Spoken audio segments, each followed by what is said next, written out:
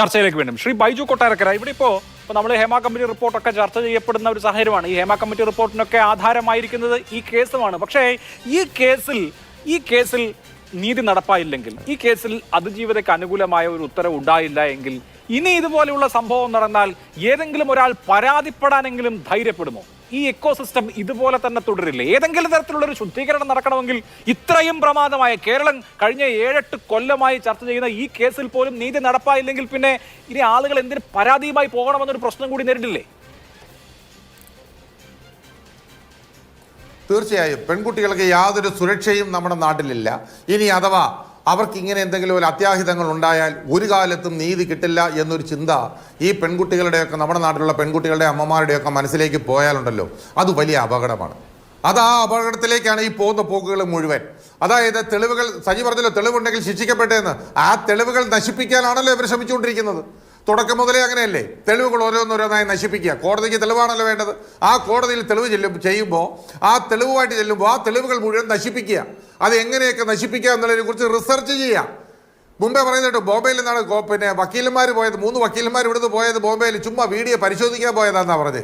Video ഇല്ലാണ്ടാക്കാൻ പോയിട്ടേ ആ video മുഴുവൻ ഡിലീറ്റ് ചെയ്ത് കളഞ്ഞിട്ട് എന്നിട്ട് പറഞ്ഞ വക്കീലന്മാർ പരിശോധിക്കാൻ പോയെന്ന് ബോംബെയിൽ, ഏതാ ഇന്ത്യ ലാബിൽ. ഇതൊക്കെയാണ് ഇവരുടെ സംസാരം. ഇതൊക്കെയാണ് സാക്ഷികളെ കൂറുമാറ്റിയത് എന്തിനാണ്? അതും ഇതിനു വേണ്ടിയാണ്. വെറുതെ അത് കൂറുമാറ്റിയതാ. മാമയും പിന്നെ അതേപോലെ പച്ചയ്ക്ക് കത്തിക്കുമെന്നാണ് മാമയുടെ അന്ന് പറഞ്ഞത്. മാമ അത് നേരെയൊക്കെ തിരുത്തി. പോലീസിന് കൊടുക്കുന്ന മൊഴി ഒന്ന്, കോടതി കൊടുക്കുന്ന മൊഴി വേറൊന്ന്. അങ്ങനെ 21 പേരും എങ്ങനെയാണ് ഒരേപോലെ മൊഴി മാറ്റുന്നത്? ഈ സാഗർ എന്തിനാണ് വീണ്ടും മൊഴി മാറ്റിയത്? അപ്പോൾ ഇതൊക്കെ ഇവർക്കറിയാം. അപ്പോൾ ഇതാരെയാണ് ഈ പറഞ്ഞു പറ്റിക്കാൻ? സജി അന്ത്യാട്ടിനെ പോലുള്ള ആളുകളെ കുറച്ച് പേരെ ഇറക്കി വിട്ടിട്ടുണ്ട്. സജി അന്ത്യാട്ട്, ഒരു രാഹുൽ ഈശ്വർ, അങ്ങനെ 3-4 പേരുണ്ട് ഇവരുടെ കൂട്ടത്തിൽ. അപ്പോൾ ഇവരെ കച്ച കെട്ടി ഇറക്കി വിട്ടിരിക്കുകയാണ്. കേരള സമൂഹത്തിന് മുമ്പിൽ ചാനലുകളിൽ വന്നിരുന്ന് ആളുകളെ പറഞ്ഞു പറ്റിക്കണം.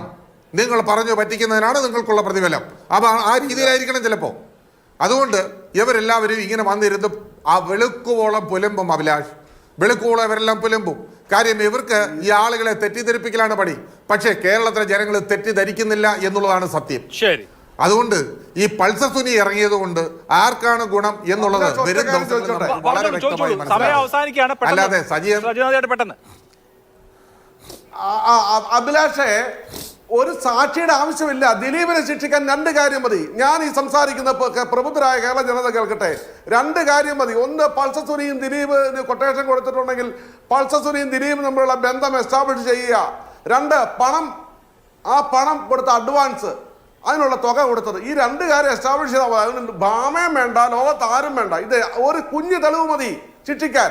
ഇവര് വെറുതെ പടപ്പെ തല്ലുക. കാര്യം എന്താ? ഇവരെ തെളിവൊന്നുമില്ല. ഇവർ ഇങ്ങനെ സോഷ്യൽ പ്രഷർ ഉണ്ടാക്കി മനുഷ്യന്റെ അല്ലല്ല. അതുകൊണ്ടായിരിക്കുമല്ലോ ഈ 2 കാര്യം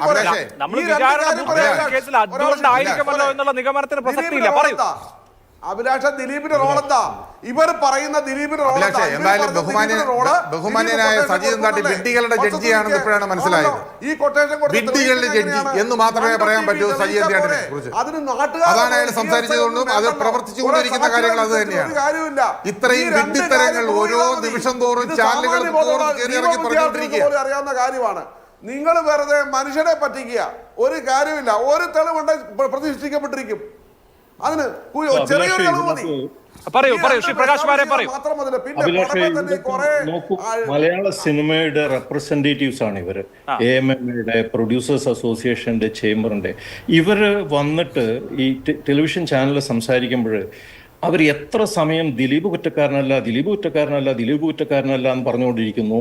എത്ര പ്രാവശ്യം ഇതില് പിന്നെ ഈ കുറ്റം ഈ പെൺകുട്ടിക്ക് നീതി ലഭിക്കണമെന്ന് എത്ര തവണ പറയുന്നുണ്ടെന്ന് നോക്കിക്കഴിഞ്ഞാൽ മനസ്സിലാവും അവരുടെ ആത്മാർത്ഥത എന്താണ്, അവർ ആർക്ക് വേണ്ടിയാണ്, ഏത് പവർ ലോബിക്ക് വേണ്ടിയാണ് ഇവിടെ വന്ന് സംസാരിക്കുന്നത് നമുക്ക് കൃത്യമായിട്ട് മനസ്സിലാവും.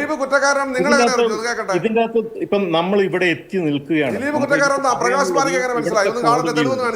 ഇവിടുത്തെ ജനങ്ങൾക്ക് മുഴുവൻ കഴിഞ്ഞ 7.5 വർഷമായിട്ട് നമ്മൾ കണ്ടുകൊണ്ടിരിക്കുന്ന കാര്യമാണ്. നമുക്കറിയാം. ദിലീപ് മാത്രമല്ല സജി അന്ത്യാട്ടി, ഹേമ കമ്മിറ്റി റിപ്പോർട്ട് മുഴുവനായി പുറത്തു വരുമ്പോൾ മലയാള സിനിമയിലെ 15ഓളം ആളുകൾ തലയിൽ കൊണ്ടുവിട്ട് കേരളത്തിൽ ഇറങ്ങി നടക്കും.